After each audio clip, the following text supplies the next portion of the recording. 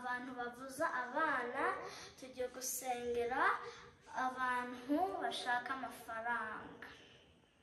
Okay, tugiye gusenga none. Mana Data urakoze kuduha ibintu byose, usengera abantu, abana batagira abana bashaka amanota menshi n'abana bashaka amanota benshi, usengera abantu bashaka abana bababoneke, usengera abantu bari gushaka amafaranga, usengera abantu bose, usengera abantu barwaye cyane, usengera abantu bapfuye baboneke, usengera abantu barwaye mu mutima, usengera abantu bose tureba, ubwira abantu bose ko ntukajya urwana n'abantu si byiza. Mana Data urakoze kutwizera, amen.